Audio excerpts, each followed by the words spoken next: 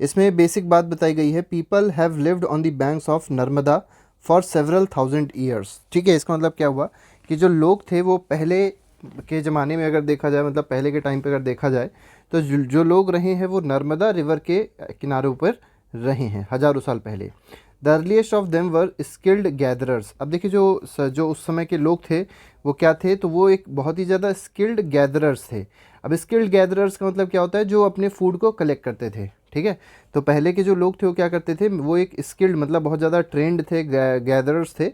और वो क्या करते थे, किस चीज़ को गैदर करते थे, अपने फूड को गैदर करते थे। ठीक है, यहाँ पर देखिए दो हिल्स के बारे में बताया गया है, सुलेमान और किरथार हिल्स के बारे में, जो कि आज प्रेजेंट डे पाकिस्तान में है। यहाँ पर कुछ क्रॉप्स बोए जाते थे, जैसे वीट हो गया और बारले हो गया। बारले को हिंदी में जौ कहते हैं और वीट आप लोग को पता होगा गेहूँ होता है। ठीक है, ये सबसे पहले बोए जाने वाले, ये कह सकते हैं कि अनाज हैं, क्रॉप्स हैं। और ये कितने साल पहले बोए गए थे, तो ये 8000 साल पहले इनकी क्रॉपिंग हुई थी। People also began rearing animal. अब देखिए जो एनिमल्स थे उनको चराने का काम भी लोग करने लग गए, जिससे कहीं ना कहीं उनको दूध मिलने लग गया, फ्लैश मिलने लग गया। तो ये सब चीज़ें थी, जैसे शीप हो गया, गोट हो गई, कैटल्स हो गए। ठीक है, तो ये रियरिंग जो एनिमल्स की थी ये भी लोगों ने स्टार्ट कर दी थी इस समय, मतलब 8000 साल पहले की बात हो रही है। ठीक है, और यहाँ पर जो जगह की बात बताई गई है जहाँ से सब चीज़ पता चली है, वो सुलेमान और किरथार हिल्स, जो कि आज पाकिस्तान में है। ठीक है, दे लिव्ड इन विलेजेस। ये कहाँ रहते थे, तो गांव में रहते थे। Rice was first grown in north of Vindhyas. देखिए जो राइस है, राइस मतलब जो चावल है, तो चावल सबसे पहली बार कहाँ बोई गई थी, तो ये विंध्यास मतलब नॉर्थ के विंध्या पर्वत श्रेणी आप लोगों ने सुनी होगी, विंध्या रेंज सुनी होगी, तो वहीं पे सबसे पहली बार राइस ग्रो करी गई थी। Agriculture developed near Garo hills and near the Vindhyas. जो एग्रीकल्चर है उसका डेवलपमेंट कहाँ से हुआ है, तो गारो हिल्स से। गारो हिल्स आप लोग को पता होगा नॉर्थ ईस्ट में पड़ता है इंडिया के। ठीक है, गारो, खासी, जयंतिया, ये 3 हिल्स हैं। ठीक है, और साथ ही साथ अगर देखा जाए तो विंध्यास। ठीक है, तो विंध्या जो रेंज है वहाँ पर ये चीज़ पाई गई थी। तो यहाँ पर थोड़ा सा हम लोग मैप में भी देख लेते हैं इस चीज़ को। तो आप लोग देख सकते हैं यहाँ पर देखिए किरथार हिल्स हैं, ये पाकिस्तान रीजन आ रहा है। सुलेमान हिल्स आप देख सकते हैं, इस जगह पे सुलेमान हिल्स है। ठीक है, ये सुलेमान हिल्स हो गई, यहाँ पर किरथार हिल्स है। और गारो, खासी, जयंती अगर आप देखेंगे तो इस जगह पड़ता है, जो है लिखा हुआ गारो हिल्स, मतलब ये जो रीजन है this is north east region. आते हैं अगले पॉइंट पे, नेक्स्ट पॉइंट पे आते हैं। नेक्स्ट पॉइंट में कहा गया some of the earliest cities flourished about 4700 years ago. तो बहुत सारी ऐसी सिटीज़ रही हैं, बहुत जो पुरानी सिटीज़ रही हैं वो 4700 साल पहले की रही, मतलब 4700 ईयर्स एगो से वो सिटीज़ रही हैं।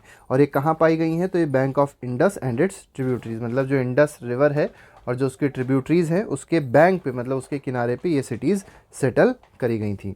अब यहाँ पर कुछ सिटीज़ ऐसी भी थी जो बैंक ऑफ गंगा रिवर, मतलब जो गंगा रिवर है उनके भी किनारों पर भी सेटल की गई थी।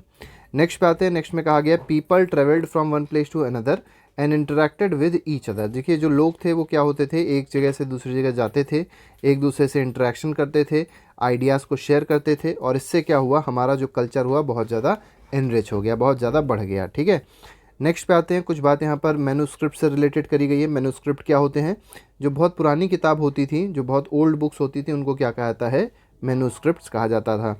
अब देखिए ये लिखी किस पे आती थी, सबसे इंपॉर्टेंट आपको समझना है कि इनको पाम की लीफ पे लिखा जाता था, या जो बार्क होती थी। ठीक है, बर्च टी की एक ट्री है जिसका नाम है बर्च, उसकी जो बार्क होती थी, बार्क का मतलब होता है छाल। ठीक है, तो उस पर ये जो मैन्युस्क्रिप्ट्स थी वो लिखी जाती थी, और इनका काम क्या होता था, ये हम लोग के पास्ट के बारे में बात करती थी, मतलब हमारे पास्ट में क्या रहा है उससे रिलेटेड सारी बातें किसमें है, मैन्युस्क्रिप्ट में करी गई हैं। थोड़ा सा इसका भी हम लोग फ़ोटो आपको दिखा देते हैं। यहाँ पे आप देख सकते हैं, ये देखिए ये एक बार्क है। ठीक है, ट्री का एक बार्क है, और इसमें देखिए मैन्युस्क्रिप्ट, मतलब आप देख सकते हैं कुछ यहाँ पर लिखा गया है, तो दिस इज़ कॉल्ड मैन्युस्क्रिप्ट। आगे आते हैं। नेक्स्ट पॉइंट पे कहा गया है आर्कोलॉजिस्ट हैव फाउंड इंस्क्रिप्शंस। तो आर्कोलॉजिस्ट ने क्या पाया है, देखिए आर्कोलॉजिस्ट का काम ये होता है कि ये कुछ ना कुछ ढूंढते रहते हैं जिससे हिस्ट्री के बारे में, अपनी जो भी हिस्ट्री रही है उसके बारे में चीज़ें पता चलती रहे। तो आर्कोलॉजिस्ट ने एक बहुत ही इंपॉर्टेंट चीज़ खोजी जिसको कहा गया इंस्क्रिप्शन। तो इंस्क्रिप्शन क्या होते हैं, इंस्क्रिप्शन मेटल्स के होते थे और रॉक्स के होते थे, बड़े बड़े पत्थर होते थे, और इन पर कुछ चीज़ें लिखी हुई होती थी, कुछ ड्राइंग्स बनी हुई होती थी, तो उसी को इंस्क्रिप्शन कहा गया है। Which are engraved in form of writing on hard surfaces. तो राइटिंग के फॉर्म में इस पे चीज़ें लिखी होती थी, और बहुत ही हार्ड सर्फेसेस पे ये चीज़ लिखी होती थी। और हार्ड सर्फेस जैसे स्टोन हो गया और मेटल हो गया, उस पर इंस्क्रिप्शंस लिखे आते थे। ठीक है, वो वही इंस्क्रिप्शन कहलाते हैं। दे were use for various purposes, और मेनली इंस्क्रिप्शन अगर देखा जाए तो उस समय की हिस्ट्री उसमें लिखी आती थी, राजा का बिहेवियर कैसा रहता था, राजा ने कौन कौन से वॉर जीते, तो ये सब चीज़ें इंस्क्रिप्शन पे लिखी जाती थी। इंस्क्रिप्शन का भी आप लोग को हम फोटो दिखा देते हैं। देखिए ये जैसे देख सकते हैं ये एक स्टोन है बड़ा सा, और इस पे देखिए इंस्क्रिप्शंस बने हुए हैं। ठीक है, तो यहाँ पर आप देख सकते हैं कोई लैंग्वेज में कुछ लिखा भी हुआ है, कोई लिपि में कुछ लिखा भी हुआ है, और एक ड्राइंग्स भी यहाँ पर बनी हुई हैं, तो ये कुछ ना कुछ डिपिक्ट कर रही हैं। और इसी के साथ साथ आप यहाँ पे भी देख सकते हैं, यहाँ पे भी कई सारे बड़े बड़े स्टोन्स हैं, सब पाए गए हैं, और इस पर भी बहुत सारी चीज़ें लिखी हुई हैं, और बहुत यहाँ पर कुछ मतलब पेंटिंग्स है, ये कह सकते हैं कि कुछ चीज़ें यहाँ बनाई गई हैं, कुछ ऐसी मतलब चीज़ें बनाई गई जिससे कुछ पता चल रहा होगा उस समय की हिस्ट्री के बारे में।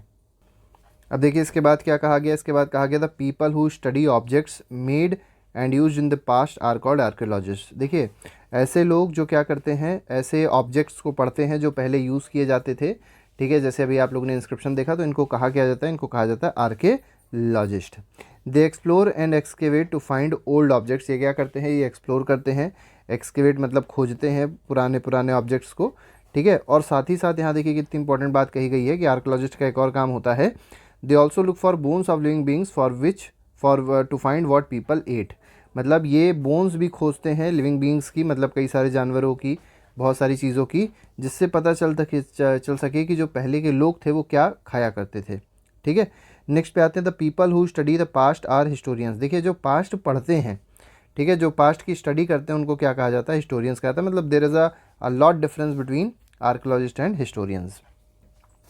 आगे आते हैं, they look for information found from manuscript. जो भी इन्फॉर्मेशन होती है मैन्यूस्क्रिप्ट से जो पाई जाती है उसको ये लोग देखते हैं, समझते हैं, और इंस्क्रिप्शन से जो भी चीज़ें इन लोग को मिलती है उसको ये लोग समझने का काम करते हैं historians, which they call source. और उसी को ये क्या कहते हैं, सोर्स कहते हैं। जैसे कोई भी हिस्टोरियन है तो वो हिस्ट्री लिख रहा है, तो हिस्ट्री कैसे वो लिख रहा है, तो उसने हो सकता है कोई मैन्यूस्क्रिप्ट को पढ़ा हो, समझा हो, इंस्क्रिप्शंस पढ़े हो, समझे हो, तो उसी से वो क्या करता है, हिस्ट्री को लिखता है। ठीक है, या हिस्ट्री को पढ़ता है।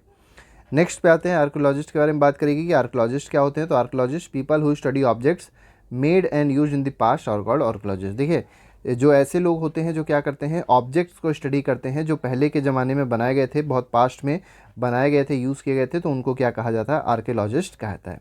तो ऑब्जेक्ट्स को स्टडी करने का काम किसका होता है, आर्कियोलॉजिस्ट का होता है। स्टडी, हिस्ट्री की जो स्टडी होती है वो किसका काम होता है, हिस्टोरियन का होता है। एक्सकेवेशन क्या होता है, एक्सकेवेशन का मतलब होता है process of digging under the surface of earth. देखिए अर्थ का जो सरफेस होता है उसको खोदना, उसके अंदर की खुदाई करना, डिगिंग करना मतलब खुदाई करना, जिससे हम लोग को ओल्ड ऑब्जेक्ट्स मिल सकें। मतलब जो पहले के ज़माने में ऑब्जेक्ट्स पाए जाते थे वो सब मिल सके। जैसे आप लोग ने देखा होगा हड़प्पा की खुदाई हुई थी, ठीक है, मोहनजोदाड़ो खुदाई हुई थी, तो उससे क्या हुआ, बहुत पुराने पुराने ऑब्जेक्ट्स मिले, जिससे हम लोग को कहीं ना कहीं अपनी पुरानी हिस्ट्री के बारे में पता चला कि पहले के लोग क्या क्या यूज़ करते थे, कैसे कैसे होते थे, क्या क्या उनके पास सामान हुआ करते थे। तो हिस्टोरियंस क्या होते हैं, scholars who study the past, जो पास्ट को स्टडी करते हैं उनको क्या कहा जाता है, हिस्टोरियंस कहा जाता है। इंस्क्रिप्शन क्या होता है, तो अभी हम लोग ने देखा था, these are the writings on very hard surfaces like stone and metal. तो इंस्क्रिप्शन क्या होता है, ये बहुत ही राइटिंग्स होती हैं जो बहुत हार्ड सरफेस पे लिखी आती हैं, और कैसे हार्ड सरफेस पे, स्टोन पे या मेटल पे। इसके बाद मैन्यूस्क्रिप्ट की बात करी गई। मैन्यूस्क्रिप्ट क्या होती है, तो manuscript books that were written long ago. देखिए ये कुछ बुक्स होती हैं जो बहुत पहले लिखी गई थी। किससे लिखी गई थी, हाथों मतलब हैंड रिटन थी, और साथ ही साथ किस पे लिखी गई थी, तो ये पाम लीफ या बार्क ऑफ ट्रीज़, मतलब जो ट्रीज़ हैं उनकी छाल पे लिखी गई थी। ठीक है, तो मैन्यूस्क्रिप्ट बहुत ज़्यादा इंपॉर्टेंट इसीलिए है। स्किल्ड गैदरर्स कौन थे, तो पहले के जो लोग थे वो अपने फूड को क्या करते थे, गैदर करते थे, इकट्ठा करते थे। ठीक है, ये नर्मदा रिवर के बैंक पे रहते थे, मतलब इनके किनारे पे रहते थे, और बहुत साल पहले की ये बात है, मतलब सेवरल थाउजेंड ईयर्स की ये बात है। ठीक है, तो इनको क्या कहा गया है, स्किल्ड गैदरर्स कहा गया है। ट्रिब्यूटरीज़ क्या होती हैं, small river that flow into a larger river are said to be tributaries.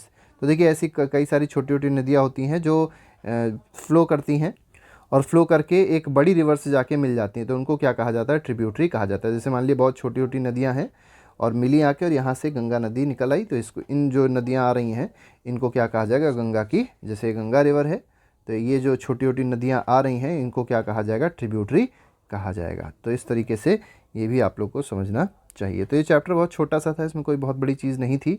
MCQs पहले से ही प्रोवाइड कर दिए गए हैं जो कि प्लेलिस्ट में पड़े हुए हैं।